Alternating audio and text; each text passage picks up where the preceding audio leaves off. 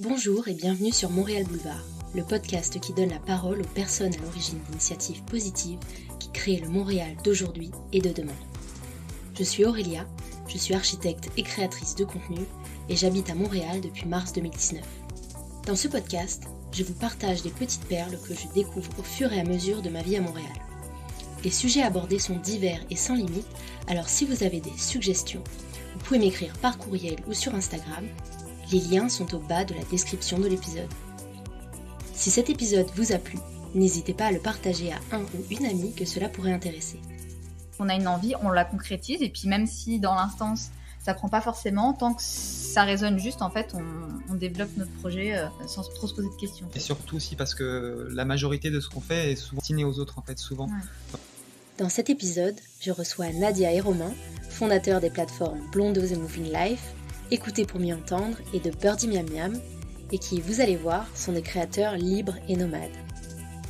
Nous avons parlé de divers sujets tels que leur expatriation au Canada, leur transition personnelle et professionnelle vers l'accomplissement de leurs rêves en quête d'une plus grande liberté, la reconversion d'un bus scolaire en leur habitat et bien d'autres choses.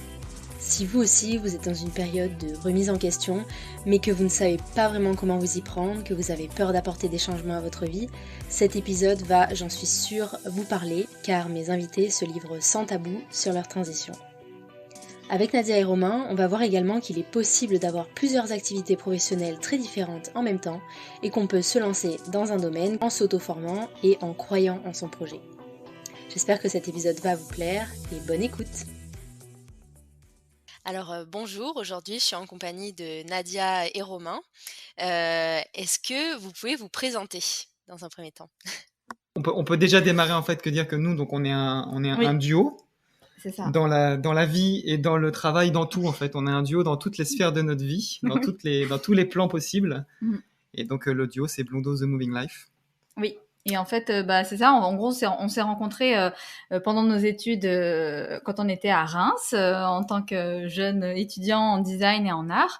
Et voilà, on a fait ce parcours ensemble pendant toutes ces années. On a vécu et travaillé à Paris et on a quitté donc la France pour une expérience de vie ici au Québec et au Canada pour explorer justement ce pays, et cette envie de nature nous appelait, cette nature sauvage. Donc c'est ça, on s'est lancé un petit peu sans trop savoir dans cette aventure. On a tout vendu, on a fait nos bagages, on est parti avec notre chat et on a débarqué ici.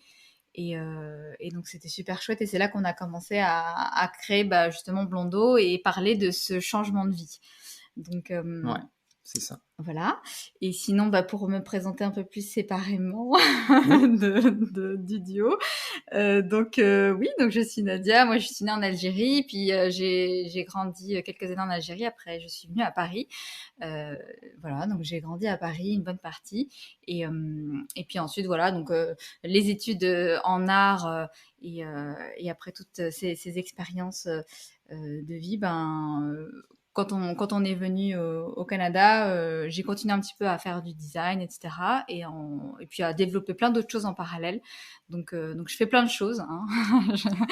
Dans la création en général, que ce soit du dessin, que ce soit des créations de bijoux, d'objets. Voilà, je suis attirée par plein de domaines, donc je me laisse la liberté d'explorer tout ça. Et donc voilà un peu globalement pour la présentation. Peut-être on parlera peut-être plus précisément après. Donc je vais laisser Romain se présenter. Oui, si vous voulez, oui. J'aurais des questions si on veut C'est ça. étoffer justement sur vos activités différentes. Ok. Donc, moi, Romain, donc, j'ai 34 ans, je suis français. J'ai grandi, je suis né à Paris et j'ai grandi en région parisienne, en Seine-Saint-Denis.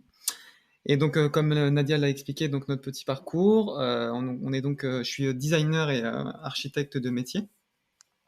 Et aujourd'hui, je suis ce qu'on pourrait dire auteur, voilà, auteur donc écrivain d'une certaine manière et surtout créateur audiovisuel. Et j'accompagne aussi les gens dans leur épanouissement personnel, voilà. J'ai une première question. Quels enfants vous étiez et c'était quoi vos rêves quand vous étiez enfant?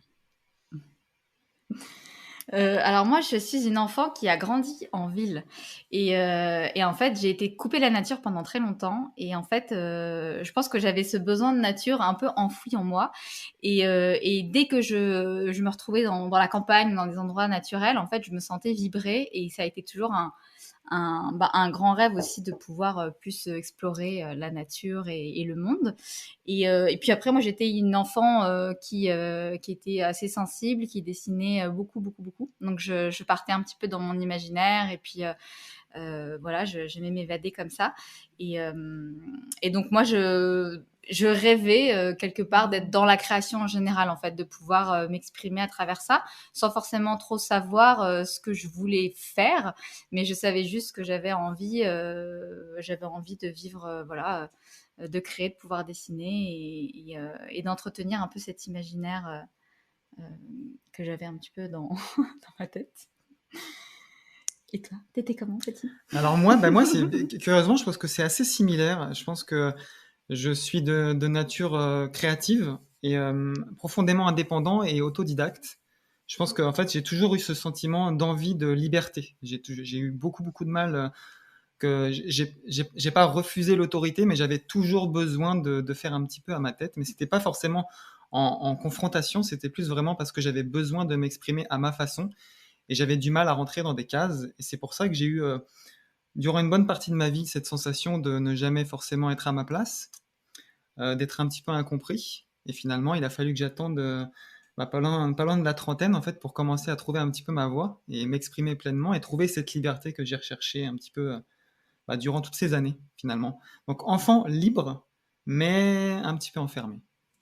Et justement, j'aime bien cette notion. Moi aussi, en ce moment, je me pose beaucoup la question de la liberté, de savoir, bah, est-ce que, je suis dans la vie qui me correspond? Et du coup, je me demande, quel a été le déclic justement pour, trouver plus de liberté?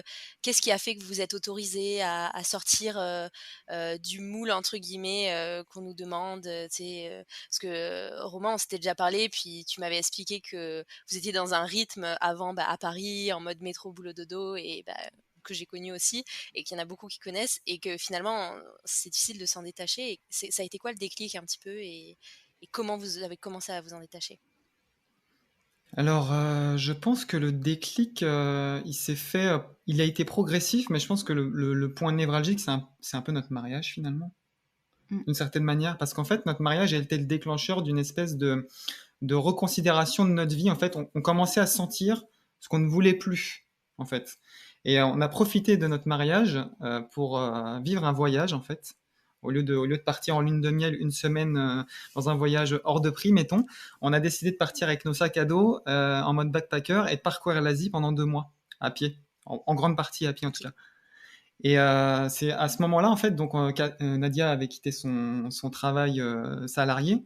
Moi, j'étais indépendant, mais j'étais en pleine restructuration et je prévoyais de monter une autre structure. Et c'est ça, on s'est servi un peu de ce moment-là pour se dire, à ce moment-là, pendant ces 2 mois, on était totalement libre de tout. Donc c'est un peu on est parti sans vraiment, sans condition, sans une vraie intention, si ce n'est simplement l'envie de voyager et d'être libre à ce moment-là. Et en fait, on avait projeté plein de choses, et puis en revenant, le processus était déjà engagé. Tout ce qu'on avait prévu, en fait, on l'a mis en place, mais tout s'est désagrégé avec le temps parce qu'en fait, on s'est rendu compte qu'on avait besoin de cette liberté qu'on avait trouvée. Bah, c'est sûr que moi, au final, dans l'entreprise, j'avais testé cette expérience et en fait, je me sentais complètement étouffée. Donc pour moi, c'était très difficile l'expérience d'entreprise. Après, je savais que j'avais plein de choses à apprendre de ça. Et j'ai fait plein de belles rencontres amicales, etc. Mais je me sentais vraiment étouffée. Et en fait, quand on s'est autorisé à se dire, ben, on part 3 mois, parce qu'il y avait le mariage plus le voyage. Et moi, j'ai quitté donc ma boîte. Mais au final, ils m'ont laissé partir 3 mois. Ils m'ont dit, tu reviens après. J'étais là, oh, bon, ok, très bien. On verra au retour. Mais c'est vrai que quand je suis sortie, en fait, de l'agence à ce moment-là, j'ai senti cette espèce d'élan de waouh, genre là, je vais avoir 3 mois pour pouvoir vivre ma vie et c'était une sensation assez folle en fait. Et je pense que ça a commencé à grandir au fur et à mesure. Et puis au final, le voyage, ça a été en fait un déclic immense pour nous parce que c'était une sorte de voyage initiatique, de s'autoriser juste à explorer sans savoir ce qu'on allait faire le lendemain et être complètement libre de profiter pleinement de chaque instant. Et en fait, quand on commence à vivre ça, je pense qu'après, retourner en arrière, c'est impossible. Et au final, quand on est rentré à Paris après ce voyage-là, bah, ça a été un peu violent, je pense, de se remettre dans une sorte de routine. Bon, après, toi, tu étais à ton compte et tu créais ton entreprise, donc tu avais cette excitation d'être dans ton projet. Et puis moi, finalement, je suis retournée dans ma boîte et j'étais en décalage complet. Donc en fait, je suis restée quelques mois et puis après, j'ai quitté cette boîte pour une autre parce que quelqu'un d'autre était venu me chercher à l'époque. Mais c'est vrai que pour moi, j'avais plus envie d'être en entreprise, mais je me suis dit, bon, bah, le hasard fait que si on me propose ce projet-là, ce travail-là, bah, peut-être qu'il y a quelque chose que je dois vivre aussi. Donc finalement, je suis allée dans une autre entreprise où j'ai pu être au final beaucoup plus à l'aise au quotidien, mais je savais au fond de moi qu'il y avait quelque chose qui me disait que c'était plus pour moi. Et c'est pour ça qu'après, le projet Canada a commencé à grandir à ce moment-là, parce qu'on sentait qu'il fallait qu'on aille plus loin et qu'on ne pouvait pas rester dans ce rythme métro-boulot-dodo et qu'il fallait qu'on retrouve cette liberté, en fait, si précieuse. Et toi, au final... La liberté qui est finalement pas forcément liée à l'activité, puisque moi, étant indépendant, j'étais en pleine création d'entreprise. J'avais tout mis en place, j'avais tout restructuré, j'avais fait tout mon design d'entreprise, etc. Et j'étais dans ce processus créatif, mais déjà dans le processus créatif, dans la création de l'entreprise, j'étais déjà dans l'après, en fait. C'est-à-dire que je me projetais pas en train de la clôturer, mais j'étais déjà plus là, donc c'était assez perturbant parce surtout que toi, quelque part, tu as été un petit peu déçu de l'expérience que tu avais vécue parce que au final, tu n'étais pas si heureux que ça. Non, bah c'est qu'en fait, c'est ça, et puis ce que je voulais dire, c'est ça, c'est que la liberté n'est pas forcément liée à l'activité ou à sa position, justement, c'est vraiment un état d'esprit, je pense, plutôt. Ouais, je comprends. Mais c'est intéressant de voir aussi que c'est un petit peu par petits pas que vous êtes allés. C'est pas comme on quitte tout d'un coup, on part, on n'a jamais vécu la liberté, entre guillemets. Et voilà, et vous avez commencé par un voyage et ensuite finalement par un plus long voyage. Justement, vous avez commencé à en parler, mais qu'est-ce qui fait que vous avez décidé de partir au Canada? Pourquoi le Canada?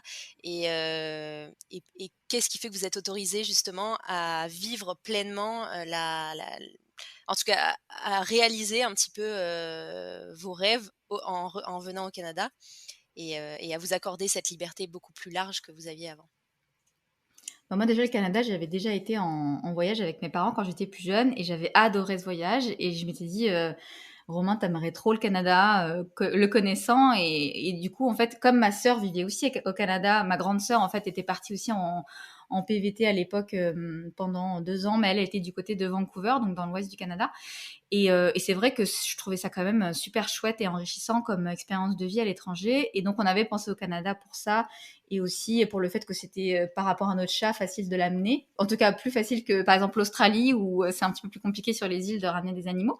Donc en fait, il y a eu plein de petits critères comme ça qui nous ont aidés dans le choix. Ouais, je pense que c'était un idéal pour plein de choses. Enfin, l'image qu'on en avait, en tout cas, hein, l'espèce d'image un petit peu fantasmée. Non, c'est sûr que moi, je suis un amoureux de la nature. J'ai une relation très intime avec la nature en général. Et c'est sûr que le Canada m'attirait énormément pour ça. Et c'est ça, c'est une terre sauvage d'une certaine manière. Et aussi, il y avait une forme de simplicité quand même. Faut admettre que le PVT Canada était d'une certaine manière assez facile à obtenir. Et puis sur le coup, on s'est dit, on n'a rien à perdre, on va tenter le PVT. Et puis si on l'a tous les deux, c'est qu'il faut qu'on parte. Et au final, vu que c'est individuel et même si on est marié, en fait, on est obligé d'avoir chacun le visa. Et au final, on a fait la demande et 1 mois plus tard, on l'avait tous les deux. À peine. Donc en fait, on s'est dit, bon, bah c'est bon, go, c'est un signe du destin, il faut qu'on y aille. C'est vrai qu'on l'a projeté, mais on ne s'est pas dit, on met tout en place. On s'est lancé, c'est ça, exactement, ça s'est fait. En fait, on a été pris de court. On n'avait pas du tout prévu de partir si tôt. On s'est dit, on va lancer le truc, ça se trouve, on aura notre invitation dans les mois qui viendront, mais en fait, on les a eu avant la fin de l'année, donc il fallait qu'on parte avant la fin d'année prochaine. Bah c'est ça, c'était en plein hiver, janvier, février, et du coup, on voulait pas débarquer en plein hiver au Québec, on s'est dit quand même, ça va être un peu violent. Donc finalement, on s'est dit, il faut qu'on y aille cet été, donc ça a vraiment pris quelques mois pour se décider et puis partir. Ouais.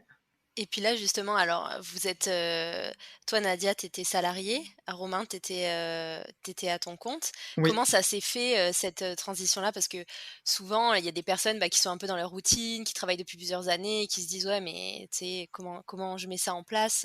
Combien d'argent je dois mettre de côté? Est-ce que je quitte mon travail? Est-ce que je demande, je sais pas, tu sais, il y a plein de petits détails comme ça qui peuvent bloquer les gens. Mais vous, quelle a été votre démarche là-dessus? Alors, je pense c'est pareil, elle était en plusieurs étapes, c'est-à-dire qu'en fait, on était vraiment dans un processus déjà de s'émanciper d'un point de vue matériel, de s'émanciper un petit peu justement de ces limites financières aussi.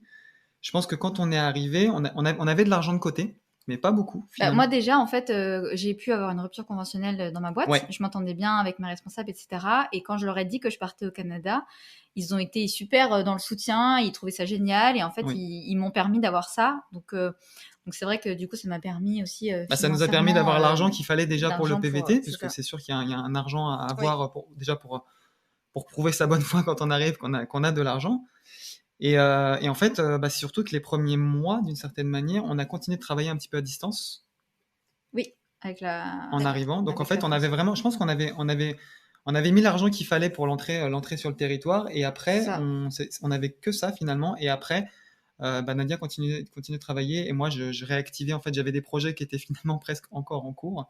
Et j'avais 2-3 clients avec qui je pouvais travailler à distance assez facilement. Mais très rapidement, la transition s'est faite qu'on n'avait plus du tout envie de faire ça, quoi, finalement. Nos métiers, en fait. Ouais, mais en tout cas pour ce qui est de la transition, c'est ça, c'est qu'on a, en fait, le fait aussi d'avoir vendu toutes nos affaires, ça nous a permis de mettre un petit peu tout de côté. Et puis voilà, quand on est arrivé ici, Mm. au final, moi je continue à faire des projets de design, d'architecture intérieure, donc avec mon ancienne boîte et avec une autre cliente. Oui, Et puis au final, avec la conversion ici au Canada, ben on s'en sortait très bien avec le peu qu'on gagnait. En tout cas, ça nous c'est permettait vrai. C'est vrai de que ça, vivre. c'est un vrai, avec le Canada, c'est un vrai Mm, plus. ouais. Quand on facture des clients européens, en tout cas, c'est sûr que. Mm. Ouais, ok. Donc en fait, la transition s'est fait progressivement. Vous saviez que vous vouliez pas retrouver un emploi salarié ici, c'était pas votre but. Par contre, vous saviez que vous vouliez devenir être indépendant, mais ça s'est fait progressivement parce que sûr, vous n'avez pas coupé les vivres du jour au lendemain, quoi. C'est Non, ça. c'est ça, oui, évidemment. Moi, je sais qu'en arrivant aussi, j'ai connecté un porteur d'affaires justement en architecture aussi en design, avec qui je m'entendais très bien. Ça pouvait marcher vraiment bien. Mais c'est ça en fait. On était en train on était en train de reproduire notre schéma. Oui, Moi, j'étais en train de reproduire mon schéma de travail. J'étais en train de reproduire ma vie en fait parisienne à Montréal, puisqu'on était à Montréal les premiers mois pendant les 6-7 premiers mmh. mois. Et en fait, très rapidement, on s'est rendu compte qu'on voulait pas vraiment de ça. En fait, on Bah voulait non, pas parce que calquer c'est notre vrai que vie. tu avais fait un projet, mais tu t'es rendu compte que bah, ça t'ennuyait en fait. Tu n'avais plus cette flamme-là et en fait, ça servait à rien de reproduire le schéma. On s'est dit justement pourquoi on a quitté tout, c'était peut-être pour repartir à zéro et pour justement s'offrir un peu Mais c'est normal en fait. d'aventure et d'inconnu quoi. Par Donc rapport à ta question, ce qui est intéressant, c'est de se dire que euh, c'est c'est pas une obligation de partir avec un projet précis, par exemple, ou avec comment dire, un métier précis. C'est de se dire, faut se laisser l'opportunité en fait de faire le choix sur place, d'une certaine manière. On peut avoir un travail en arrivant déjà, mais de se dire, genre, c'est pas parce que j'ai ce travail que je dois absolument le garder. Peut-être que j'aurais envie de faire autre chose. Se laisser de la souplesse. Et nous, en arrivant, on s'est dit, bah tiens, on va tenter. Finalement, on a des métiers, on a des compétences, on peut les exprimer et les exploiter ici. On s'est laissé le temps de le faire. Et puis voilà, le temps a fait que bah, finalement, non, on a. surtout que nous, quand on est arrivé, donc c'était un PVT de 2 ans, et généralement les personnes, dès qu'elles arrivent, elles trouvent un travail pour pouvoir, voilà, potentiellement Oui, après bah faire oui. des demandes, Ouais. etc. Mais nous, en fait, on a été vraiment dans cette démarche, on avait envie de voyager, d'explorer le pays, et c'est vrai qu'on n'a pas du tout voulu chercher du travail ici, enfin voilà, en Non. salarié ou quoi. C'était vraiment développer des activités en freelance, et puis se donner justement le temps de voyager. On avait acheté notre van et puis on a parcouru pas mal de Se lécher le kilomètres choix, quoi. Se lécher dans le choix l'est surtout. du Canada. Et au final, on est content de l'avoir fait malgré tout, d'avoir profité un maximum en arrivant. Oui, c'est ça, parce que souvent, je pense que les personnes qui partent à l'étranger, bah, souvent c'est à ce moment-là que ça donne l'opportunité de recommencer quelque chose, par exemple quelque chose qu'on a en tête, on se dit: «Bah, je peux essayer quelque chose de totalement nouveau, je peux chercher un emploi dans un autre domaine ou dans quelque chose dont j'ai toujours rêvé». Je voulais juste rebondir par rapport à ça. Et ce qui est intéressant aussi dans le fait de changer complètement de vie, c'est que on s'éloigne de tous nos proches, nos amis, nos familles, et en fait, on n'a plus le regard des autres qui parfois nous empêche de passer à l'action, de se dire, bah en fait, j'ai plus envie de faire ce métier. Et comme on est un peu loin, bah on s'autorise justement à s'écouter plus. Et donc c'est ce qui nous a permis de faire d'autres choses, même si nos proches ne comprenaient pas forcément notre changement radical. C'est sûr que ça changement de vie, ça quoi. dilue vraiment les limites, ouais, aussi, c'est ça, cet éloignement, et c'est une forme de liberté aussi, on se libère un peu on s'émancipe un petit peu de tout ça, et ça permet de tester, ça permet Ouais. d'oser un peu plus, parce qu'on n'a pas justement ce frein Bah, ce frein, oui, intellectuel, Ouais. financier, des gens qui sont autour de nous, qui ont peur pour nous et c'est juste, tu vois, d'une certaine manière. Mais là, on l'a plus, donc en tout cas, on le vit pas au quotidien. Oui. Oui, c'est ça, parce que j'allais vous demander justement comment vous êtes émancipé des liens, bah, justement, de la pression qui peut être familiale ou peu importe, de dire, bah, moi, ouais, je renonce, peut-être que je vais moins gagner ma vie, mais en tout cas, je vais faire quelque chose qui me ressemble vraiment. Comment vous, vous êtes, j'imagine que ça répond en partie à la question, ce que vous avez dit précédemment, mais est-ce qu'il y a des choses en particulier que vous avez mis en place pour vous détacher justement du regard, des autres, du jugement des autres, de vos proches, quoi, de vos proches? Bah, est-ce qu'on a mis en place des choses précises? Je sais pas, je pense que ça part surtout d'un principe qu'on a à partir du moment le voyage en Asie a été révélateur pour ça et ensuite, l'arrivée au Canada, on s'est senti pousser des ailes d'une certaine manière où on a commencé à le Canada, c'est une terre qui est jeune. Il y a tout à fait, en fait, quand je dis jeune, c'est-à-dire qu'il y a une énergie qui est très jeune dans tout. Donc, en fait, on se sent boosté, on se sent accompagné. Et en fait, on était tous les deux, je pense, dans un processus d'épanouissement personnel, spirituel, développement, etc. Et en fait, on a commencé vraiment à miser sur nous assez rapidement, dans le sens où on investissait beaucoup de temps en nous.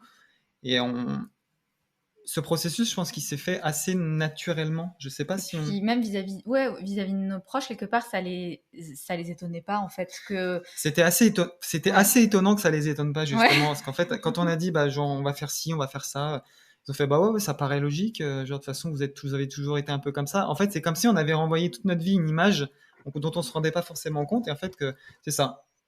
Et quelque part, comme on demandait rien à personne et qu'on faisait les choses de notre côté, qu'on expérimentait de notre côté, et qu'au final, ils voyaient qu'on était hyper heureux et même en vivant avec peu, en fait, on était plus heureux que jamais, en fait, qu'on l'avait été avant, en gagnant bien notre vie ou en étant à Paris, etc. Bah, en fait, je pense qu'ils nous ont laissé faire, tout simplement.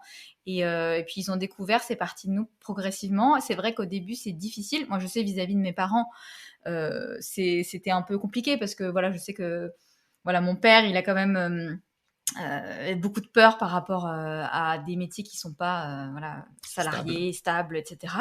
Et au final, ben, j'évitais de lui en parler.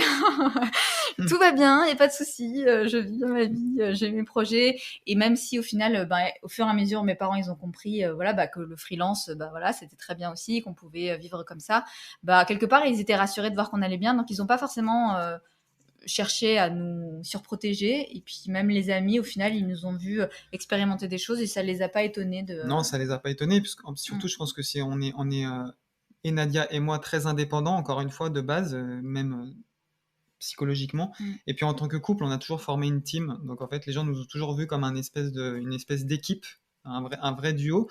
Donc en fait, quand on a commencé à parler de Blondo, quand on a commencé à tout ce qui gravitait autour de ça, ça leur paraissait tout à fait normal en fait qu'on mette ça en place. Même si pour eux c'était lunaire parce que du coup on gagnait plus d'argent, etc., etc., on diminuait nos possessions, on diminuait nos richesses, ben, c'est paraissait logique pour eux.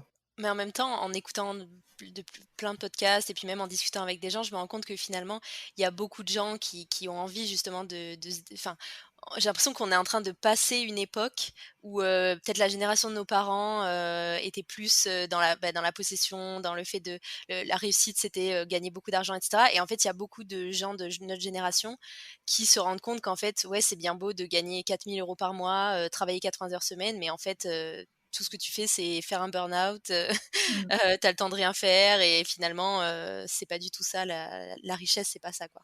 Bah oui. Et enfin, évidemment, ça dépend des personnes et puis Mm. chaque choix est C'est juste. légitime et Ouais, voilà, c'est ça. mais en tout cas, je pense qu'il y a beaucoup, beaucoup de gens qui se rendent compte de ça, mais c'est toujours le pas qui est difficile à franchir et toutes ces limites qu'on se met. Bah, justement, est-ce que vous pouvez nous parler, plus en détail des activités que vous avez mis en place, chacun de votre côté, puis ensemble, depuis que vous êtes arrivés? Alors au niveau des activités, en fait, vraiment, on était vraiment dans la création de Blondo d'une certaine manière et on est multicasquettes. C'est vraiment, comme je disais, donc moi j'étais de formation designer et architecte, mais j'ai fait aussi beaucoup de web, d'identité graphique, etc. Donc en fait, pour Blondo, c'était assez cool de tout faire, mais à travers ça, j'avais vraiment cette volonté de me reconvertir à la vidéo, en fait, à la création vidéo. Et moi, j'ai mis en place ce processus-là assez rapidement. par le biais de nos voyages, et puis après pour juste documenter notre vie, etc. Donc j'ai commencé à me reconvertir à ça, en pensant que j'allais en faire une activité. Et puis finalement, pas loin de 3 ans après, j'en ai pas fait une activité. J'ai souhaité que ça reste un plaisir. Je gagne quand même un peu ma vie avec ça, mine de rien, mais c'est pas mon activité principale. Et ouais, c'est assez intéressant finalement ce qui s'est passé avec ça, avec la vidéo, parce que c'est ça. C'était un peu un de mes choix, un de mes souhaits en partant de France. J'avais dit quand je serai au Canada, je ferai de la vidéo parce que c'est beau en fait. Il y a plein de choses à montrer, plein de choses à voir, plein de choses à montrer. J'avais envie de faire ça. Et en fait, en voulant faire une activité, je l'ai dénaturée et j'ai perdu cette envie justement de prendre du plaisir à faire de la vidéo. Et c'est pour ça que je me suis éloigné de ça comme un outil de Un moyen de gagner de un moyen de gagner de l'argent pour retrouver du plaisir. Et puis pour finalement me rapprocher cette dernière année de l'activité qui m'anime le plus et que je veux partager et que je souhaite faire vraiment. C'est une forme de mission que je me suis donnée, qui est donc c'est ça, l'accompagnement des gens vers leur épanouissement personnel. Donc à travers différents outils, il y a toujours la vidéo, donc il y a le podcast. J'ai aussi écrit un livre. Enfin voilà, plein de choses que j'ai mis en place. Et ça, c'est vraiment là, je suis vraiment dans mon processus personnel d'épanouissement à moi aussi en faisant cette activité. C'est vraiment d'une pierre plusieurs coups finalement. Et c'est aussi c'est un chemin qu'on fait Nadia et moi ensemble à travers 2 activités différentes mais qui se rejoignent dans Blondo. Puisque ce que je fais est à l'image de Blondo et Nadia aussi. Et du coup, on conjointe et on mutualise nos compétences. C'est ça. Moi, du coup, de mon côté, quand on est arrivé, donc comme je disais, j'ai continué de faire de l'architecture en freelance et en parallèle à prendre du temps pour moi, pour lire tout ce que j'avais envie de lire, m'intéresser à tous les sujets qui me fascinaient depuis longtemps. Donc, je me suis tournée beaucoup vers le côté très spirituel qui m'appelait depuis toujours, en fait, depuis petite, que j'avais mis de côté parce que peur de certaines choses. Quand j'étais petite, je ressentais des choses, etc. On va dire paranormal et qui du coup, vu que personne ne comprend, tu mets de côté. Et en fait, c'est revenu dans ma vie quand on s'est rencontrés, toi et moi. Et j'ai eu des petits déclics comme ça dans la vingtaine ou des choses qui se sont remanifestées à moi. Et je me suis dit, c'est quand même bizarre, il faut que j'essaie de comprendre ce que c'est et que j'aille un peu là-dedans. Donc, j'ai suivi cet appel-là quand on est arrivé au Canada parce que c'était, comme je disais, le moment de profiter d'écouter en fait les sujets qui nous intéressent sans se dire j'ai envie de faire ce que je veux. La page blanche. Hein. C'est ça, la page blanche. Et c'est ça, donc j'ai profité avant de partir au Canada, je m'étais formée au Reiki, par exemple, pour les soins du magnétisme et de l'énergétique, etc. Tous ces domaines-là, en fait, m'intéressaient. Et j'avais envie d'explorer ces sujets-là. Donc, j'ai commencé progressivement ce cheminement, on va dire, d'éveil spirituel après notre mariage. Tout s'est un petit peu enchaîné. C'est-à-dire que quand j'étais encore en entreprise, je profitais pour écouter des petites conférences ou des documentaires sur le sujet en parallèle de faire dessiner mes plans. Et en fait, ça grandissait en moi depuis ces années. Je me suis autorisée en fait à vraiment explorer. Donc, quand je suis arrivée au Canada, il y avait ces énergies, il y avait ce contact de la nature parce qu'en fait, on a donc déménagé, on a quitté Montréal pour aller en région. Donc, on a loué un petit chalet en pleine campagne dans la forêt et c'est là qu'un peu tout s'est accéléré à ce niveau-là. Et donc, j'ai commencé à développer des capacités intuitives, à utiliser le pendule donc à travers la radiesthésie pour recevoir des messages, des choses comme ça. Donc, pour moi, sur le coup, c'était un peu bizarre après, mais c'était hyper excitant de découvrir tout ça. Et au fur et à mesure, j'ai commencé à me dire que les messages que je recevais pour moi, pour mes proches, je pouvais aussi recevoir des messages pour d'autres personnes. Et c'est là que j'ai décidé de créer mon activité de thérapeute, on va dire énergéticienne, et dans l'accompagnement plutôt spirituel. Et ça, c'est l'activité que j'ai créée après, quand j'ai décidé d'arrêter de faire du design, où à un moment donné, je sentais que c'était plus en adéquation avec mes vibrations et que ça matchait plus. J'ai décidé d'arrêter. Et le jour où j'ai arrêté, le lendemain, j'ai commencé à recevoir des premiers mails pour mes prestations. Donc, c'était assez fou parce que tout s'est aligné tout de suite et je sentais que c'était un appel et qu'il fallait que j'écoute ça. Et donc, ça fait 3 ans maintenant que j'ai développé ça et donc je propose des prestations d'accompagnement, etc. Et je suis hyper heureuse de faire ça parce que je suis complètement épanouie en fait là-dedans. Je sens que ça vibre en moi, que je suis heureuse de me lever tous les matins et que j'ai trouvé un sens en fait à ce que je fais, alors que je me sentais un petit peu vide dans mon activité avant. Et puis là, tout prend son sens. Donc c'est pour ça que ce que je fais moi au quotidien, ça fait aussi beaucoup écho à ce que Romain développe. Et en fait, il y a beaucoup d'échanges qu'on fait ensemble aussi dans ce domaine-là, en dehors de Blondo et de la vidéo, Oui, c'est ça. etc. C'est aussi toute cette part un peu plus spirituelle dans l'accompagnement et tout ça. Mais c'est ça, ouais, c'est la notion de vibrer vraiment pour ce qu'on fait qui est très importante. Et que c'est ça qui donne la sensation en fait qu'on est vraiment en train de faire ce qu'on doit faire en fait. C'est ça, et je pense que cette vibration, elle va aussi de notre environnement. On s'est nourri en fait des terres, des territoires sur lesquels on était, dans lesquels on vivait. Et c'est sûr que, comme je disais, je parlais justement de cette jeunesse qu'on a ici, qui a ici vraiment dans l'état d'esprit, je trouve, dans l'état d'être même, je dirais plus. Ben, quand on est en région, en plus, on est connecté à cette terre-là, et il y a quelque chose de vraiment très beau et de très profond. Et ouais, tout est très riche dans ce qu'on vit. Et j'ai l'impression que ça nourrit en fait, ça nourrit les envies, ça nourrit les souhaits, ça donne envie en fait d'être vraiment qui on doit être, plus que de simplement répondre à un schéma ou de se cantonner à ses limites. Et voilà, ça donne envie de transcender un peu qui on est vraiment. Ouais, puis j'imagine le fait de pas être en ville, en plus, ça doit enlever toute, comment dire, distraction extérieure qui pourrait nous faire croire qu'on veut ça et en fait non, j'imagine, Bah, disons c'est qu'en agréable. plus, ce qui est intéressant avec le fait de nous, on avait c'était cette envie-là, en fait. C'est pour ça qu'on n'est pas resté très longtemps à Montréal. On est parti au bout de 7 mois, je crois, c'est ça? On avait vraiment envie de vivre dans la nature, et surtout, euh, déjà, on réduit énormément les dépenses en vivant à la campagne, surtout ici. C'est extrêmement peu cher, enfin, c'était avant, mais on réduit les coûts, on réduit les possessions d'une certaine. Nous, on s'est vraiment tourné vers le minimalisme, parce qu'en fait, toute notre vie tenait dans un van pendant longtemps. Et après, bah, en Et fait, c'est surtout les rapports sociaux, parce qu'en fait, quand on était à Paris, on avait beaucoup d'amis, on voyait beaucoup de monde, oui, mais on ouais. adorait recevoir tout le temps des amis à la maison, c'était extrêmement riche, etc. Mais il y avait quand même ce truc en fait, j'ai besoin de temps pour moi et j'ai besoin d'introspection parce qu'en fait, j'arrive plus à écouter et à savoir ce que je veux faire. Et à force d'être trop dans ces divertis par tout ça, c'est super d'être avec tous ses amis, mais on sentait qu'il y avait ce besoin à un moment donné de calme et de silence pour faire le silence à l'intérieur. Et la région, ça a été bon pour ça. Quand on est arrivé, on a passé un premier hiver, on était complètement isolés tous les deux dans notre chalet.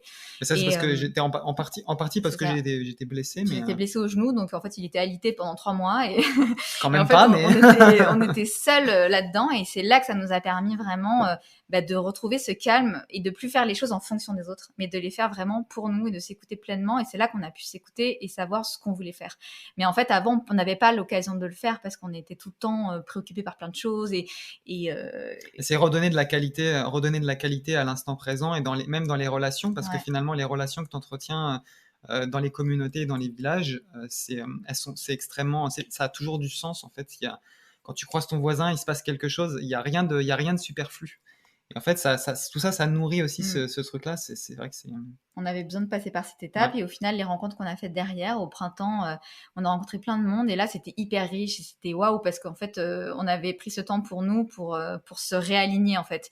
Et en fait, on a fait des reconnexions après derrière qui sont très fortes. Et C'est vrai que dans un processus de reconversion, pour les gens qui, mettons, ont envie de s'expatrier ou de se reconvertir, etc., c'est sûr que de s'éloigner d'une certaine manière des pôles un peu économiques, et en fait des distractions, comme tu disais justement, très justement, Aurélia, et tu sais, genre, d'avoir toutes ces choses qui sont vraiment riches, qui sont intéressantes, les musées, les restaurants, etc., bah, de se couper de ça, en fait, ça te permet vraiment de te retrouver avec toi. Et surtout, bah, mine de rien, d'un point de vue financier, pour ceux qui ont peur de ça, c'est bon, en fait, parce que tu dépenses énormément moins et tu as besoin de moins. Donc finalement, si tu as besoin de moins, tu as besoin de ta transition de travail, tu peux travailler un peu moins, peut-être tu peux te déconnecter un petit peu de ton travail, mettons salarié, tu peux réduire tes jours de travail. Ça peut être un processus intéressant pour les gens qui ont un peu cette peur justement du manque d'argent, par exemple, pour la vie, de s'éloigner, de réduire ses dépenses. Justement, en s'éloignant des villes, déjà, on est déjà dans ce processus-là. Oui. Je trouve que enfin, nous, je pense que ça nous a aidés, parce que quand tu sais que n'importe quoi, tu peux vivre à deux un mois tranquillement avec 1000 euros, par exemple. C'est possible en région. $1000. Hein? On peut dire Non, mais quand je dis 1000 1000 euros, c'est en 1500 Ouais. dollars, c'est possible. Donc finalement, 1000 euros à deux, ça va vite. ça va vite à gagner. Aussi, Nadia, t'as pas parlé de ton activité Birdie Miam Miam. Oui, ça c'était Tu t'as encore autre chose. t'as un blog aussi. Oui, bah, j'ai développé ça, là, ça s'est arrivé un peu après, justement, parce qu'en fait, moi, j'ai eu quand on est arrivé donc au Canada, Oui. j'ai arrêté de prendre la pilule pour pouvoir retrouver mon corps au naturel. Et là, bim, grosse poussée d'acné qui a débarqué dans ma vie. Et en fait, bah, je pense que le fait d'être dans la campagne isolée, ça m'a aussi beaucoup aidé pour passer ce passage-là qui était compliqué. J'avais l'impression d'être une adolescente. Donc c'était un peu difficile pour moi, mais j'avais besoin justement d'extérioriser ce passage de ma vie à travers Birdie Miam Miam, qui est donc un site que j'ai créé pour parler plutôt de la guérison de la peau naturelle et de l'alimentation végétale, etc. Tout le parcours, en fait, tous les enseignements que j'ai pu retirer de tout ça. Parce que du coup, en 2016, j'étais donc devenue végétarienne. Et puis progressivement, pour guérir mes problèmes de peau, j'ai complètement testé plein de choses au niveau de mon corps pour apprendre à le comprendre, en fait, comprendre les signaux qu'il m'envoyait. Et en fait, c'était un peu un grand nettoyage pour repartir de zéro. Et c'est pour ça que je raconte tout ça dans mes articles. Donc, je parle de ce parcours et je donne mes petits conseils et puis mes recettes parce que j'aime beaucoup cuisiner, j'aime beaucoup la nourriture, je suis très gourmande. Mais voilà, c'est ça. C'était un souhait plus gratuit dans le sens où j'ai envie juste de pouvoir aider d'autres personnes qui ont traversé ce même parcours. Il y a beaucoup de femmes en fait qui sont sujettes à ça et qui n'en parlent pas forcément parce que se retrouver à 30 ans passés, avoir de l'acné, c'est difficile, on ne veut pas l'assumer. Et à un moment donné, je me suis dit qu'il fallait aussi moi pour guérir que j'arrive à en parler. Donc c'est pour ça que j'ai créé ce site pour pouvoir m'aider aussi à guérir à travers le partage et les mots. Donc voilà, et du coup je fais ça aussi en parallèle. De toute façon, je vais mettre tous les liens de toutes vos activités dans la description. Aussi, ton activité de thérapeute, je crois que ça s'appelle Écouter pour mieux entendre, c'est ça? C'est ça. Donc, je mettrai tous les liens dans la description. Et justement, par rapport à vos activités, je me demandais quelle est votre méthode pour développer des nouveaux projets? Est-ce que vous êtes plutôt impulsif, vous dites: «OK, j'ai une idée, je la développe», vous faites tout sur le coup? Ou alors est-ce que vous prenez votre temps? Est-ce que vous planifiez? Comment ça se passe en fait, votre créativité et la création de vos projets? Alors nous, je pense que c'est totalement, on va dire que c'est totalement un freestyle. Intuitif Non, et absolument pas planifié. C'est absolument pas planifié et c'est complètement intuitif. En fait, généralement, les choses, elles viennent à nous. Elles viennent à nous naturellement et ensuite derrière, on s'écoute beaucoup.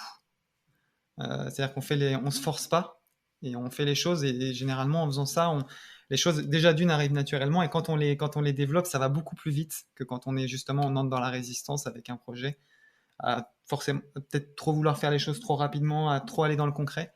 C'est sûr qu'on a cette envie. En plus, c'est surtout que c'est un enseignement qu'on a parce qu'en fait, moi j'ai vécu en tant qu'indépendant beaucoup d'échecs à ce niveau-là, à trop vouloir aller vite, à vouloir concrétiser les choses très rapidement.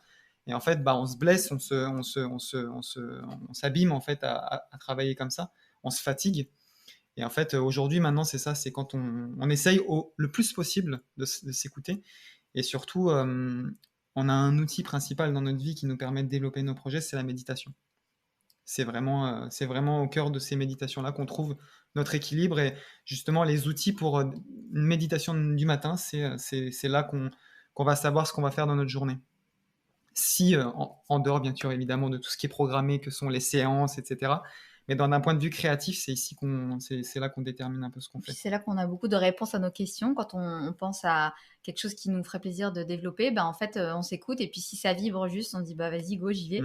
Et en fait, on a aussi, disons que dès qu'on a une idée, on la réalise parce qu'on a aussi, comme on est créatif et qu'on sait utiliser plein de logiciels, etc., en fait, on peut tout de suite se dire, je crée mon site, je crée des choses. En fait, c'est une facilité, en fait, qui nous permet de développer rapidement des projets. Et c'est ça, c'est qu'à partir du moment où ça vibre en nous, on se dit c'est trop cool, il faut que je fasse ça, on le fait tout de suite et puis on réfléchit pas trop le truc en se disant ouais, business plan, machin, truc muche. C'est pas du tout le délire en fait, on y va vraiment à l'intuition et en s'écoutant pleinement et puis voilà, dès qu'on a une envie, on la concrétise et puis même si dans l'instance ça prend pas forcément, tant que ça résonne juste en fait, on développe notre projet sans trop se poser de questions. En fait. Et surtout aussi parce que la majorité de ce qu'on fait est destiné aux autres en fait souvent. Ouais. Donc en fait on est dans l'expérimentation nous aussi, c'est-à-dire que tous les projets sont là entre guillemets pour aider, pour accompagner, pour pour proposer des choses, pour permettre aux gens de s'évader. Donc c'est ça, c'est un peu... Si on était trop dans notre tête en faisant ça, on arriverait peut-être un peu moins à toucher les gens. Donc on a envie d'être transparent et ça implique, c'est ça, de lâcher Ouais. prise et de se laisser un peu aller. Et puis on s'est bien rendu compte qu'à chaque fois qu'on a eu des projets qu'on a voulu planifier à l'avance, ça n'a jamais Ça n'a marché. jamais fonctionné. À chaque fois, on s'est confronté à des bugs où au final, on s'est dit, bah là, on fera ce projet-là. Quand on voulait acheter notre bus, on s'était dit, bah on achètera notre bus, on partira à tel moment. Nanana. On avait tout planifié, on avait organisé un projet de dingue. Et rien n'est arrivé parce qu'en fait, on avait mis tellement de pression à cloisonner le projet et pas lui laisser de liberté qu'en fait, on s'est mangé des murs à chaque fois. Et donc, on s'est dit, plus jamais on programme, on ne nous dit rien à l'avance, on fait tout dans l'instant présent. Et puis on a une relation assez intime avec l'échec, qui est juste et qui est saine, parce que c'est ça, c'est grâce à tout ça qu'on arrive aujourd'hui à être un petit peu plus efficient, mais après... Et être dans la résilience, parce qu'au début, on était beaucoup dans la résistance et on s'est rendu compte que ça fonctionnait pas si on voulait contrôler les choses.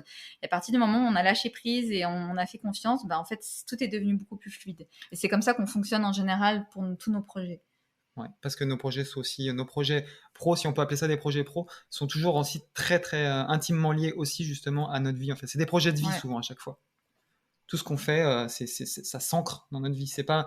On n'est pas capable, on peut pas dissocier ce qu'on fait de notre vie en fait, puisque ça fait partie de nous. C'est ça qui est intéressant dans nos activités aujourd'hui et qui nous anime tant, c'est parce qu'en fait, on n'a pas de moment où on commence à travailler, on s'arrête à travailler. La vie est un travail, mais un travail dans le bon sens.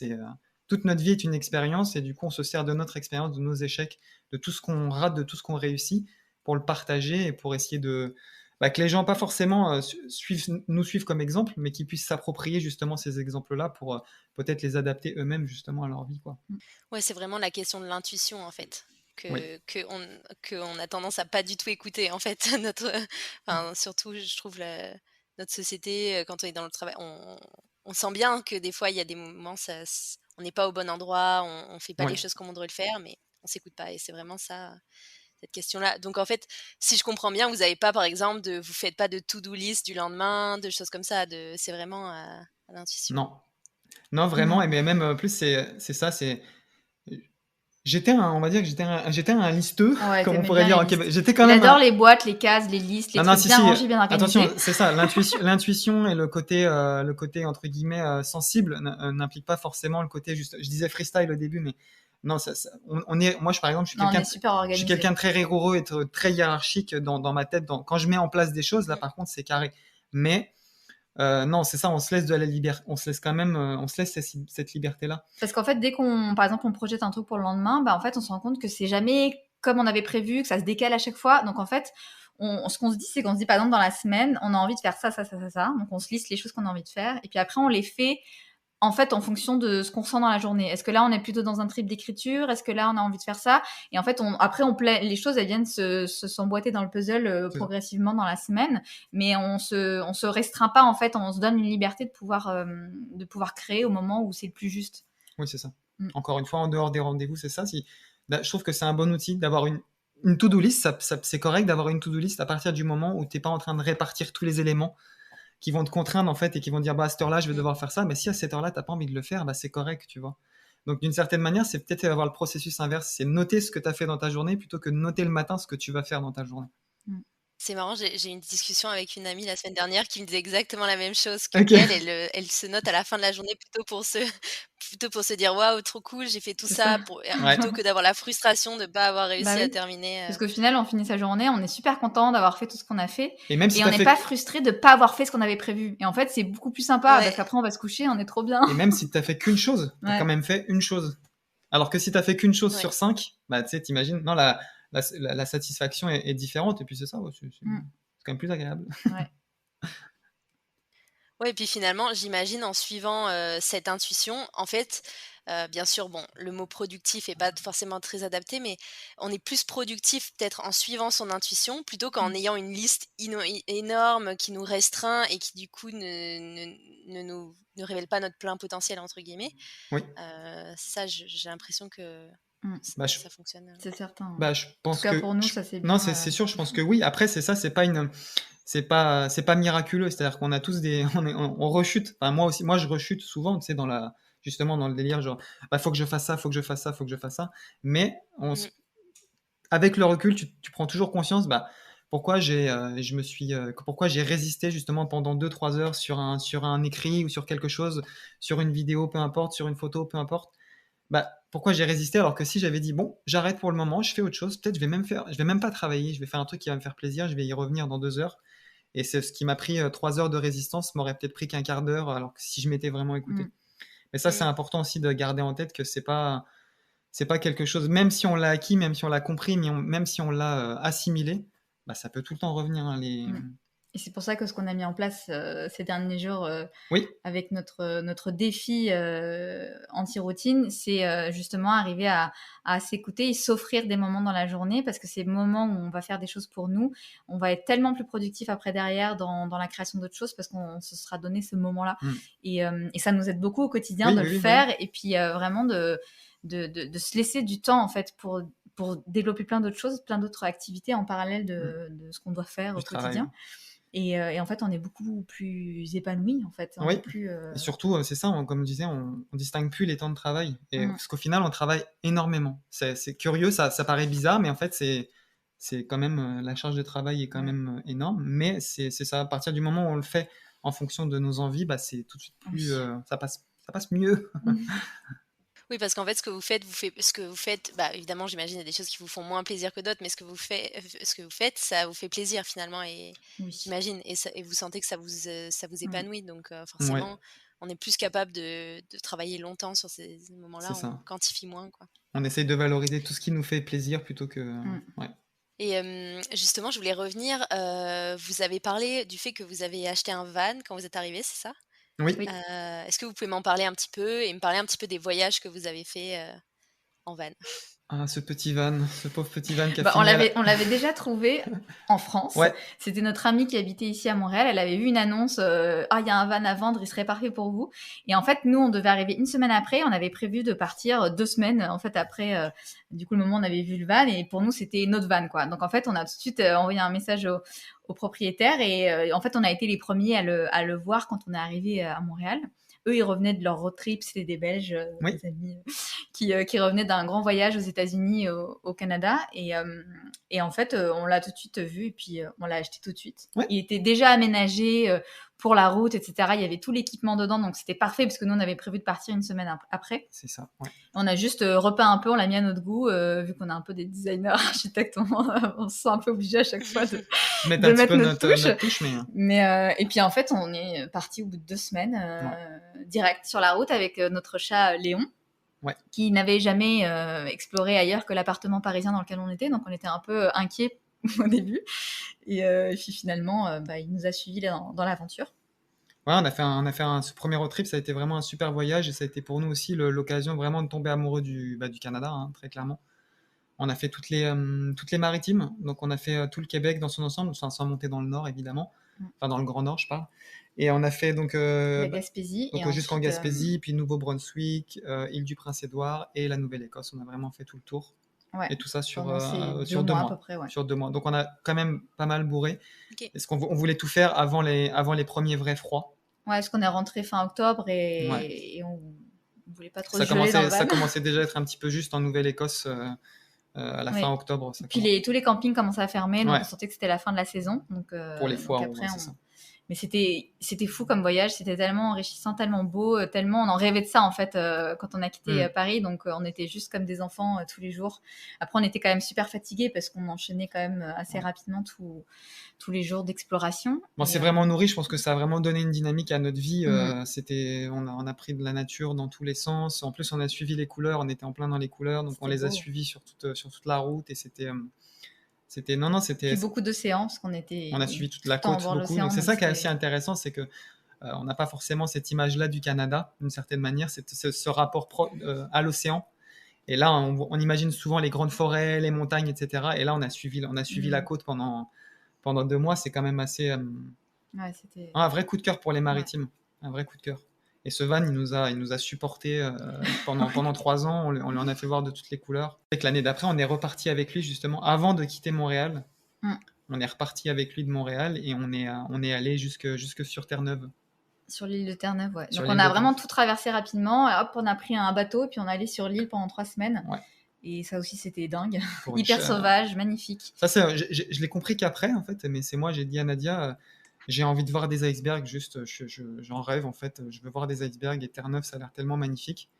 Et moi, je lui ai lancé le truc et elle m'a dit OK, mais en fait, elle m'a dit après coup qu'elle n'était pas si tentée que ça la tentait pas trop. Non, mais c'est parce que c'était la fin de l'hiver à Montréal. On est parti mi-mai. Et en fait, on s'est retrouvés là-bas. C'était, il faisait froid, c'était la tempête de neige, les icebergs. Et moi, j'avais qu'une envie, c'était d'être au printemps. Donc, j'en avais un peu marre à la fin. J'avais Mais froid tout le temps. c'était honnêtement, Terre-Neuve, c'est absolument magnifique et c'est une terre vraiment sauvage pour le coup, Ouais, c'est beau. vraiment sauvage. Et puis voir des icebergs, ça a pas de prix, hein. C'est vraiment, c'est incroyable de voir ces gros glaçons qui dérivent depuis le Grand Nord avec, on a C'est tenu dans magique. nos mains un morceau d'iceberg. Tu sais que c'est de l'eau qui a plus de 10 000 ans, qui est gelée, qui a 10 000 ans. Tu vois, ça a quelque chose d'extrêmement. Moi, ça a été un vrai choc de voir ces icebergs-là. Ça a été très intense. Ouais. Et donc, du coup, j'imagine, ce van, vous l'avez revendu, c'est ça ou... On Il est mort. a failli le revendre. Non, malheureusement, le pauvre a fini à la scrap. C'était sa retraite, il en pouvait plus. Il avait trop. En fait, c'était un van pour la petite histoire. C'est un van c'est un van de PVTiste. Hein. Très honnêtement, ça faisait, Ouais, c'était la qui a bien quatrième, roulé. Ouais. quatrième génération de PVTiste. Je pense qu'il y en avait même encore eu avant. Il était à 350 000 km. Il a vraiment subi, il était tout rouillé. Et puis nous, en fait, on l'a vraiment, la région, En ça région, l'a ouais, bien, c'était un peu- bien. Et surtout qu'à partir du moment où on a acheté notre bus, on a essayé de mettre quand même plus d'énergie dans le bus. Et puis au final, on entretenait beaucoup moins le van. On n'avait plus d'argent, Et, malheureusement. Mais ça a été un déchirement pour moi de ouais, l'emmener à la de scrap. l'emmener. Oh là là, c'était horrible de le quitter comme ça, de le laisser tout seul. Ouais. J'aurais préféré le vendre à quelqu'un, mais qui roulait plus. Et justement, c'est une bonne transition. J'allais parler du bus.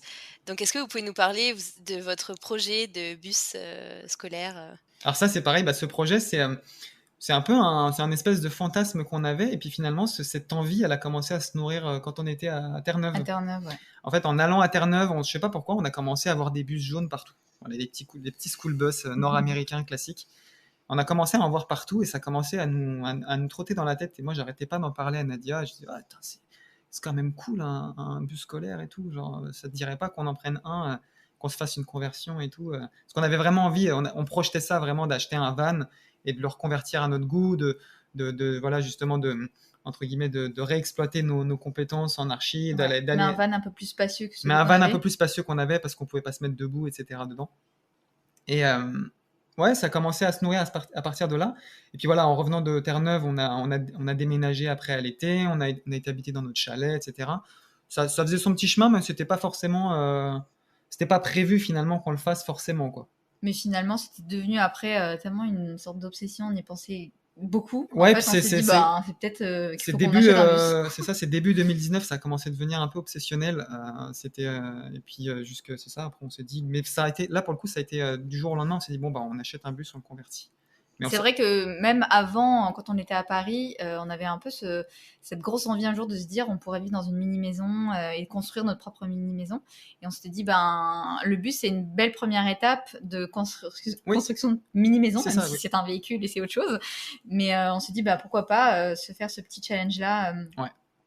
Et c'est comme ça qu'après, on a vraiment ancré ce projet dans notre réalité. Et on s'est dit, mission, on cherche un bus. Ouais. On savait pas que ce serait aussi compliqué. Mais en plus, surtout, non, mais c'est vrai, c'est ça, le processus de ce bus-là, c'est vraiment, on est vraiment dans une logique on aime l'autoconstruction, on aime tous ces projets-là, et on voyait vraiment dans le bus quelque chose de transitoire. On savait qu'on vivrait dedans, etc. Mais c'est vraiment pensé comme une maison. Ça fait partie d'un projet plus global qui est justement cette recherche de l'autoconstruction, Pour l'instant, c'était dit, on a encore envie de voyager. On a envie de voyager. De toute façon, on est des voyageurs dans l'âme. On arrivait à la fin de notre PVT et nous, ce qu'on avait envie, c'était juste de continuer d'explorer le continent parce qu'on n'était pas venus là pour repartir tout de suite. Et donc, c'est pour ça qu'on s'est dit, il nous faut un véhicule dans lequel on peut travailler et vivre et être quand même plus confort avec Léon, sa litière et tout le tintouin. Mais en fait, c'est ça. Il nous faut un véhicule dans lequel on peut vivre. C'était pas simplement l'idée justement de se dire on voyage. C'est pour ça que le bus aussi, ça s'imposait sur quelque chose quand même d'un peu plus grand. Mais en même temps, un petit format de minibus pour pouvoir explorer peut-être des routes un peu plus petites en Amérique centrale, etc. Donc en fait, on avait vraiment ce projet de pouvoir traverser le Canada, découvrir les États-Unis, puis descendre progressivement jusque dans le sud, enfin jusqu'où on pouvait aller. Et voilà, de vivre un peu sur la route comme ça. Vu qu'on a l'opportunité de pouvoir travailler à distance, donc on s'est dit, allons-y, quoi. Oui. Et puis c'est là que on a commencé ce projet de bus, mais que tout après a fait que ça a été beaucoup plus long. Voilà. on est toujours là parce qu'il y a plein de choses entre-temps qui ont pris du temps, et puis après il y a eu tout ce qui se passe depuis 1 an, et tout a été ralenti dans notre processus d'exploration du monde, mais on lâche pas notre projet parce qu'on sait que ça fait partie de... C'est ça, ce qu'on me disait, c'est un projet de vie, c'est pas des projets ponctuels, c'est des projets, c'est un projet qui accompagne notre développement global, donc c'est ça, on y met l'énergie qu'on peut et qu'il faut. Et justement, toute cette transformation, on peut la suivre sur votre chaîne YouTube, Oui. dans laquelle vous partagez toutes les étapes. Je pense que vous parlez aussi je me souviens des premières vidéos, il me semble que vous parlez du moment où vous l'avez pesé, etc. Oui. Vous avez enlevé les sièges, tout ça. Et vous êtes quand même bien avancé dans la il me Oui. semble. Enfin, je me rends pas compte, mais Non, si, vous avez on est bien vraiment, avancé. on est vraiment bien avancé. Ouais, c'est ça. Au final, le bus, ça fait 2 ans qu'on l'a, 1 an et demi là. Ouais, mais après, il a été beaucoup en réparation aussi. Donc, il a été beaucoup. voilà. On a eu plein de problèmes, mais c'est vrai que la conversion en elle-même est quand même bien avancée. Oui. En fait, on a vraiment mis le turbo là cet été, automne. Pendant 3 mois, on a vraiment avancé un max sur le bus. On était super contents. Donc, on a vraiment fait toute la structure intérieure. On a commencé l'isolation. On a commencé à construire un petit peu les différents espaces. Là, on va pouvoir continuer sur tout ce qui est tous les meubles, l'installation des panneaux solaires, et pour pouvoir en fait être autonome et pouvoir vivre dedans en fait assez rapidement. Ouais. Donc, c'est un peu le projet pour cet été.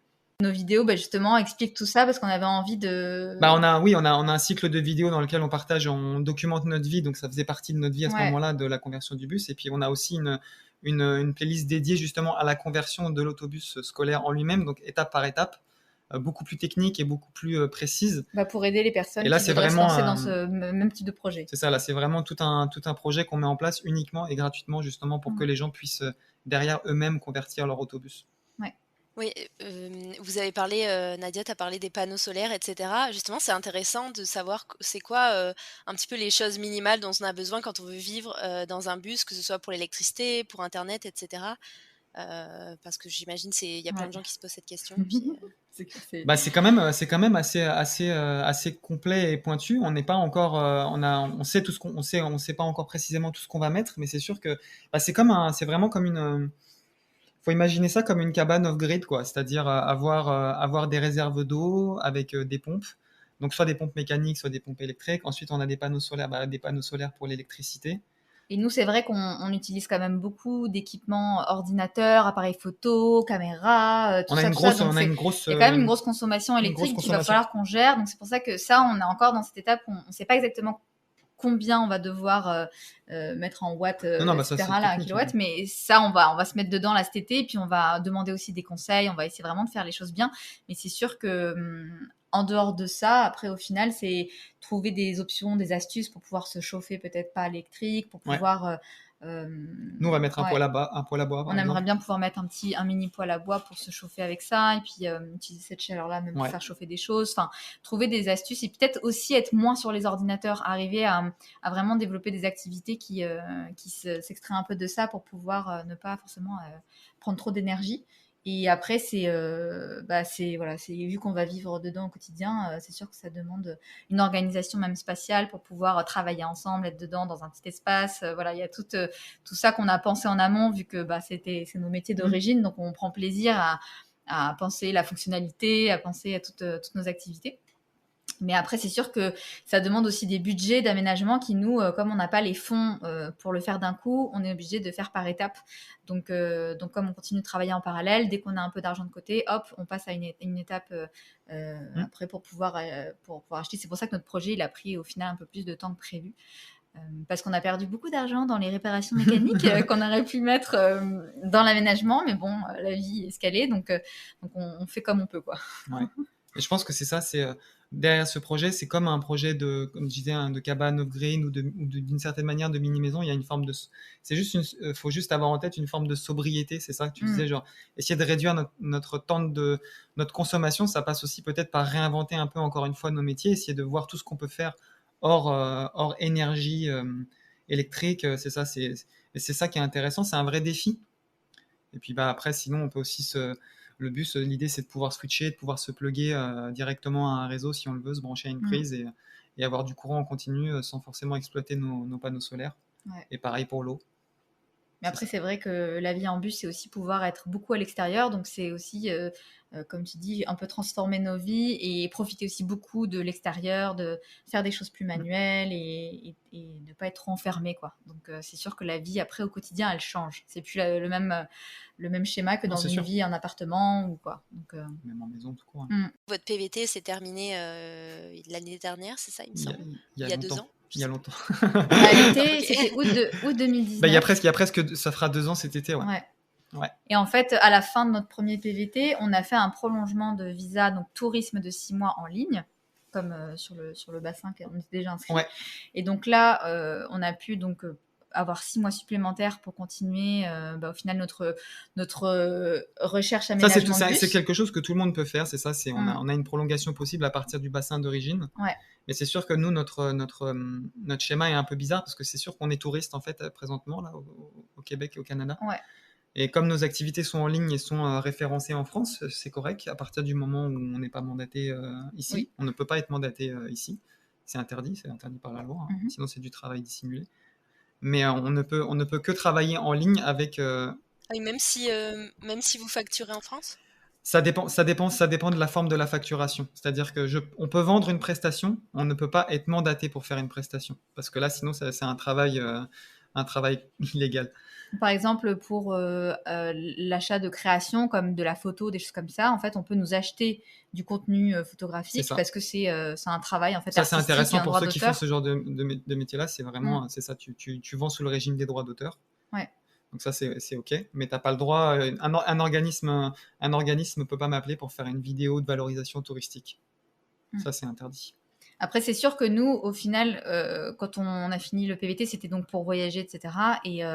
Et bon, entre-temps, la vie a fait qu'on est resté plus longtemps, qu'on a développé plein de choses. Donc, on a cumulé donc des visas tourisme. En fait, après, on est parti... après le premier visa tourisme, on est parti aux États-Unis pendant 3 semaines. Et ça a fait que quand on est revenu au Canada, on a réactivé 6 mois. Donc, on a pu continuer l'aménagement du bus. Et après, bon, il y a eu le Covid et puis toutes ces histoires-là qui ont fait que les frontières étaient fermées. Donc là, c'était un petit peu compliqué avec les États-Unis. Mais on a quand même... À la fin de ce visa de 6 mois, on a refait une demande en ligne. Ouais. Et comme le temps de traitement des dossiers est rendu à plus de 6 mois, donc le temps du visa, finalement, il a couru jusque là, en janvier. Qui a été accepté parce que quelque part, normalement, les visas tourisme là sont pas forcément acceptés à cause des conditions actuelles. Mais comme on est déjà sur le territoire depuis plus de 3 ans, en fait, et qu'on a écrit une lettre pour expliquer notre situation, peut-être qu'ils se sont dit, on va les laisser... continuer leur aventure, peut-être, je ne sais pas. Mais en tout cas, c'est ça, ils ont accepté notre demande de visa. Et puis là, pareil, on a refait une demande pour pouvoir encore avoir ces mois-là d'un peu de sursis avant que... nous, le but, en fait, c'est de pouvoir traverser les frontières et puis commencer un petit peu à explorer le continent. Donc, c'était un peu une situation, on va dire, un peu délicate pour les gens en général, mais en fait, pour nous ça va parce qu'on a l'habitude, mais c'est vrai que c'est vu de l'extérieur, ça paraît, ça fait vraiment bizarre. Les gens sont pas forcément habitués à entendre ça, mais c'est parce que par rapport au travail, on travaille en ligne et puis encore une fois notre façon de vivre et puis les choses sont mises sur notre chemin pour qu'on ait le moins de entre guillemets de problématiques par rapport à ça. On n'a pas forcément besoin d'argent, donc on se met pas en difficulté d'une certaine manière. Et puis, on a aussi beaucoup mis en place, mine de rien, des systèmes d'échange. Oui. On fait beaucoup d'échanges. Voilà. On troque à l'ancienne. Ouais, c'est ça, parce que là, on rentre plus dans un cadre de... c'est quelqu'un qui a besoin d'une prestation, mais je dis prestation, mais qui a besoin de quelque chose. bah, on lui offre et la personne en retour nous offre autre chose. Et ça, C'est je ça. trouve que Ça, c'est tellement enrichissant on est d'avoir ce genre hors, d'échange. on est hors système. On est vraiment, là pour le coup, on est vraiment off-grid de la vie et c'est vraiment cool parce qu'on a fait énormément de rencontres grâce à ça. Mm. Mais en tout cas, c'est intéressant ce dont vous parlez par rapport au visa touriste et tout ça, et que vous avez fait une lettre et qu'ils ont été acceptés, parce que s'il y en a qui nous écoutent qui sont dans la même situation, ben, ça peut aussi fonctionner. J'imagine que vous avez peut-être expliqué votre situation de la transformation du bus, etc., qui Oui. fait que vous avez besoin d'être ici. Oui. Non, mais c'est vrai, et je pense que c'est ça, et comme tu le dis, c'est important pour les gens, tu sais, cette croyance, en fait, par exemple, quand on est parti la première fois aux États-Unis, les gens nous ont dit, bah, vous avez déjà fait un visa de tourisme. Tout le monde nous disait, vous pourrez jamais revenir tout de suite. Il faut passer plus de 3 mois. En fait, il y a vraiment ce concept de croyance limitante qui part de statistiques, de on-dit, qui font que les gens s'enferment en fait dans cette croyance-là. Ils disent, bah, on va pas pouvoir revenir, on va pas pouvoir revenir. Et au final, on est revenu 3 semaines après. On a pu. Là, il s'est passé la même chose avec le visa. On peut pas cumuler en ligne deux visas de tourisme. On l'a fait, c'est possible. En fait, Nous, on y croit à chaque fois. On En se dit, fait, on mais y on s'en croit. fout, on y va, on essaye. Et à chaque fois, ça marche. C'est comme pour avoir notre PVT. On savait qu'on l'aurait, on savait pas quand, mais c'est toujours ça. C'est juste d'avoir en tête de se dire que c'est aussi la puissance de la puissance de l'intention qui est quand même assez dingue. On l'expérimente tout le temps depuis plus de 4 ans maintenant. Et ça marche vraiment. À partir du moment où on nourrit quelque chose, une pensée positive, si on se dit, bah non, on va rester, tout va bien se passer. Ouais, c'est ça. On savait qu'on pourrait revenir au Canada. Et là, on savait qu'on pourrait rester. Et parce c'est vrai que tout le monde était un peu inquiet. Puis finalement, on a passé la frontière. Je pense que ça n'a jamais été aussi rapide que ce passage de frontière où je pense que le douanier, c'était un lundi matin, c'était une tempête de neige, il s'est dit qu'est-ce qu'ils font là ces deux-là, et en fait il nous a même pas demandé nos papiers, il était bon bah profitez bien, on était là quoi, qu'est-ce qui se passe quoi. Alors qu'on était mine de rien nous quand même pas mal stressés à ce moment-là. Ouais. Mais c'est ça, il s'est dit mais voilà. En fait on s'est dit mais pourquoi se préoccuper, se stresser pour des choses alors qu'en fait il faut y aller, il faut vivre le truc et puis tu réagis dans l'instant. Si ça se passe mal, ben tu réagis dans l'instant ça se passe mal, mais ça sert à rien de stresser avant. Et d'y aller quoi. Et puis si tu tentes et puis tu vois comment ça se passe et au final à chaque fois on tente le coup, on y va avec le cœur et on y va avec toute notre conviction et puis finalement c'est fluide. Est-ce que vous avez des personnes qui vous inspirent au quotidien, réelles, fictives, connues, pas connues, peu importe? Oh là là, la question. Alors ça c'est un sujet vraiment très compliqué parce qu'en fait c'est moi, je pense que c'est, j'ai pas de personne en particulier. C'est vraiment les échanges que j'ai en fait dans ma vie, en fait, au quotidien avec les gens. J'ai pas de guide. J'ai pas quelqu'un à qui je m'identifie ou qui me nourrit. C'est vraiment ma vie du quotidien et c'est les échanges que j'ai avec des amis, avec des gens que je rencontre. Tu vois, même avec toi, enfin, d'une certaine manière, il y a une richesse là-dedans. Et je vais m'inspirer de cet échange qu'on a. Et c'est le quotidien en fait. Enfin moi ma richesse c'est mon inspiration, je la trouve dans le quotidien, pas dans c'est ça, je m'assimile pas ou je me projette pas dans la réalité de quelqu'un ou d'autre chose. Mais c'est marrant parce que c'est une question qu'on s'était posée la dernière fois tous les deux où je disais il y a quelqu'un qui t'inspire ou voilà, et en fait on n'a pas forcément ce truc de cette personne ou quoi. C'est vraiment, moi je sais qu'il y a plein de lectures diverses qui m'inspirent de fou, mais il y a tout mélangé fait que ça prend sens. Et c'est ça, c'est en fait on fait des rencontres tellement enrichissantes depuis quelques années où on sent que c'est vraiment une reconnexion. Waouh, on se dit waouh, c'est comme si on se connaissait tous et qu'en fait on s'inspirait tous les uns les autres à travers ce qu'on fait chacun en fait. Et c'est ces échanges là qui sont hyper inspirants pour nous et qui nous boostent au quotidien parce qu'en fait c'est un échange d'énergie comme ça qui est hyper bienveillant et donc c'est ça que ce soit même on disait nos échanges dans la vie avec les gens et puis tu vois genre te dire genre j'ai n'importe quoi, un auteur ou un vidéaste ou peu importe ou on pourrait t'en dire plein, mais en fait tout ça fait partie d'une grande maille qui en fait fait l'inspiration dans sa globalité. Honnêtement, j'aurais du mal à mettre le doigt sur quelqu'un en particulier. Moi non plus. Je suis pas capable. En fait, c'est pas qu'il y en a pas, c'est qu'il y en a trop. Ouais, on dit souvent qu'on est la somme des 5 personnes ou des 5 c'est vrai. personnes qu'on fréquente le plus dans la vie, mais finalement c'est ça, on est la somme de tout ce qu'on lit, le positif attire le positif. Enfin, quand on est bienveillant quand on s'intéresse au projet des autres et qu'on est encourageant envers ça, ben forcément ça nous donne beaucoup d'énergie. Enfin, je trouve que c'est vraiment intéressant.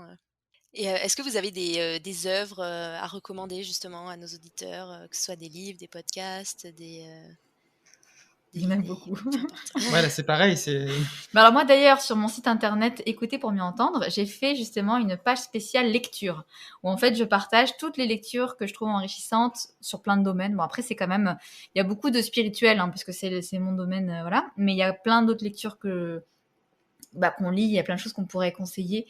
Mais c'est vrai là, qu'on lit tellement de tu choses me prends au dépourvu. que c'est un peu difficile de proposer une chose. Et puis ça dépend en plus de plein de sujets, des personnes. Voilà, c'est un peu difficile de donner une lecture. Mais en tout cas, voilà, moi j'ai listé ces lectures-là sur mon site si jamais ça Ouais. peut intéresser des personnes d'aller regarder. Moi, c'est pareil, c'est très hétéroclite. Après, je pourrais te donner des univers, mais encore une fois, des œuvres précises, c'est compliqué, quoi.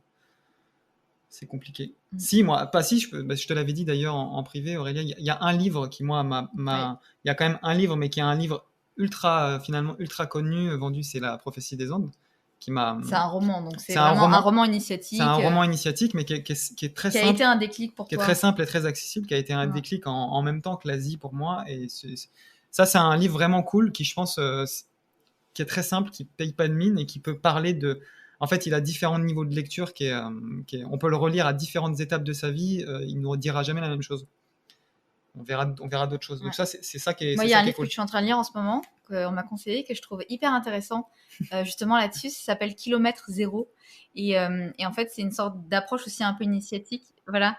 Et en fait, c'est des petites choses où il y a plein de petits enseignements sur le mental, sur plein de choses du quotidien quand on est pris dans cette espèce de roue de voilà, je travaille, je vis que pour mon travail et puis je m'écoute pas et voilà. Et en fait, c'est une belle façon d'amener, je trouve, des enseignements et c'est très accessible.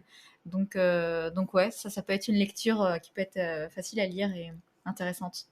Et, moi, je dirais juste, il y a quelque chose peut-être que moi-même j'ai délaissé pendant trop longtemps, et quand je m'y suis reconnecté, ça a changé ma vie aussi d'une certaine manière, comme source de savoir, c'est la nature en fait. Hein. C'est la nature, dans son ensemble, c'est vraiment c'est inépuisable en fait. La nuit, on regarde les étoiles, il peut se passer plein de choses. Regarder un ruisseau pendant 1 heure, il peut se passer plein de choses. C'est vraiment, j'ai une vision en fait assez ancestrale et assez, voilà, j'ai parlé au début intime à la nature, et ça c'est le plus grand livre ouvert, c'est ça pour moi, c'est la nature. Comment vous voyez Montréal dans 5 à 10 ans? Waouh. Déjà, en sachant que là, Montréal a tellement changé depuis 2017 quand on est arrivé, parce que forcément, avec tout ce qui s'est passé depuis 1 an, Et puis même en règle générale, l'énergie change. Je pense que l'immigration en elle-même change. Les gens qui viennent. Nous, en fait, déjà, quand on est arrivé, je pense qu'on était déjà une nouvelle génération, d'une certaine manière. Et on voyait la fin d'une. Nous, on a été liés à celle d'avant, parce qu'on a intégré des groupes assez intéressants, mais pas forcément plus de Français. C'était vraiment très mélangé, très mixte à plein de niveaux. Mais c'est vrai que le Montréal qu'on a connu bizarrement 6-7 mois quand on est arrivé au début, pour nous n'existe déjà absolument plus. Mais en même temps, dans 5 à 10 ans, oh là là, c'est compliqué. En fait, ce sera un nouveau monde, clairement. On sera plus du tout dans ce qu'on a vu avant. On sera plus dans ce qu'on est maintenant, c'est sûr, parce que là, on sent que c'est quand même quelque chose de temporaire et transitoire, parce que voilà, tout est mis en pause. Mais je pense qu'il y a beaucoup de choses qui vont se renouveler dans les croyances, dans la société en général. Il y a plein de choses qui vont bouger. Et je pense que ce qui restera de Montréal, c'est cette espèce d'énergie. Il y a quelque chose en fait de très électrique ici et qui est propice à plein de choses en fait. Il y a les échanges, ça fuse. Là, on voit que le soleil revient, les gens sont dans la rue, il y a de la musique. On sent qu'il y a vraiment ce truc à Montréal qui est hyper important, même autour de la musique, autour du vivre à l'extérieur et sortir dans les parcs. Et ça, c'est quelque chose qui, en fait, on ne pourra pas l'enlever, je pense, à l'énergie de cette ville et qui restera quoi qu'il arrive. Peut-être qu'il y aura encore plus de verdure, plus de choses à l'extérieur. C'est ce que j'allais dire. Je pense qu'en fait, il y a une vibration et une énergie à Montréal qui est extrêmement positive et bienveillante. C'est ce qui nous a nourris quand on est arrivé. Et malgré ce qui se passe, je pense que même si aujourd'hui, c'est sûr qu'elle n'est plus forcément visible, elle est diminuée, elle est quand même malmenée, je pense qu'en fait, j'ai la sensation que ça pourrait être décuplé. Mettons que dans 10 ans, je vois potentiellement un Montréal tout aussi bienveillant que celui qu'on a connu, mais peut-être encore plus connecté, avec une ouverture encore plus grande sur le monde, sur l'univers, tu sais, sur quelque chose d'un petit peu plus voir la vie un petit peu plus large. Je me suis rendu compte qu'à Montréal, on vit beaucoup plus au rythme des saisons qu'on pourrait par exemple à Paris, parce que c'est très marqué. Quand il y a de la neige et qu'il fait -15, on est plus à l'intérieur, on va plus être dans l'introspection, alors que quand il fait vraiment beau, on va vraiment en profiter, et les gens regardent vachement la météo en fait. Je trouve. Je le faisais pas autant avant, mais là, je regarde la météo de la semaine et du coup, on cale un peu aussi nos activités en fonction de la météo, et on se dit que voilà, il va faire beau, c'est sûr que je vais sortir, que je vais faire ça, donc j'annule tous mes plans à l'intérieur et je sors, c'est sûr. Après autant de mois d'hiver, je pense que là on n'a qu'une envie, c'est d'être à l'extérieur et de profiter, donc on le sent tout de suite dans les énergies, tout le monde commence à ressortir, ça fait tellement du bien de voir cette énergie qui manque en fait pendant l'hiver aussi, quoi. Même si ça fait du bien d'être à l'intérieur. C'est pas la même, en fait, c'est ça, on a un rapport aux saisons qui est beaucoup plus naturel, exactement. En tout cas, je parle pour tous ceux qui sont de l'hémisphère nord, parce que c'est ça, enfin, en tout cas, on se comprend, quoi. Mais ce rapport aux saisons, on a un rapport, c'est très précieux, je trouve, en fait, justement, ce côté, justement, et je pense que notre corps, il aime ça. En tout cas, moi, je sais que le mien, il aime ça, vraiment cette espèce de, de s'adapter aussi nos rythmes en fonction des saisons, et ici on le sent vraiment à Montréal pour ça. C'est cyclique, c'est assez beau en fait, justement. Québec, c'est ça, comme on le disait là, il a commencé à faire chaud un petit peu.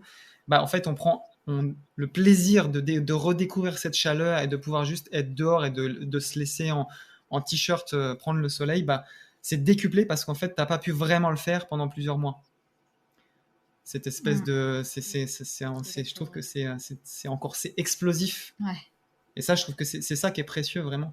Moi par exemple, j'adore l'hiver, vraiment le creux de l'hiver, vraiment, où il fait très très froid, et je ressens la même sensation, parce que moi je suis vraiment plus de l'hiver. J'ai cette sensation par exemple quand je sors et que je fais 3 pas et que j'ai ma moustache qui gèle, c'est la même sensation pour moi. Je suis vraiment là, je suis au cœur de l'élément.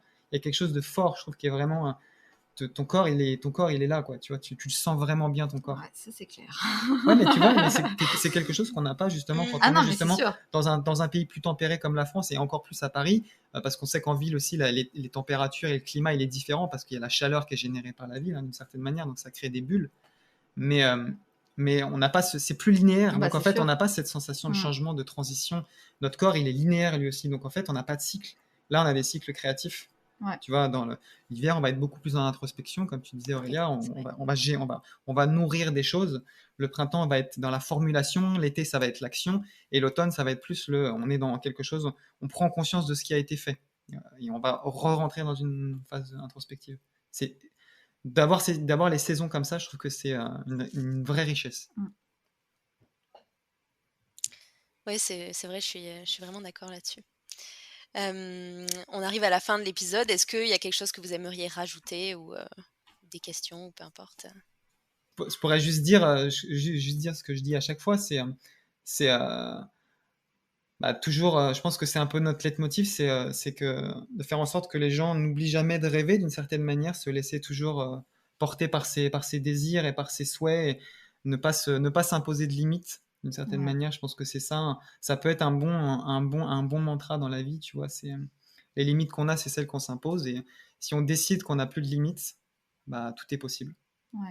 Et il faut juste s'écouter, s'affirmer tel qu'on est, ne pas avoir honte de dire qui on est, et juste de vivre pleinement en fait chaque jour qui passe, parce que la vie elle est précieuse malgré tout, et c'est ça, d'en profiter pleinement au quotidien.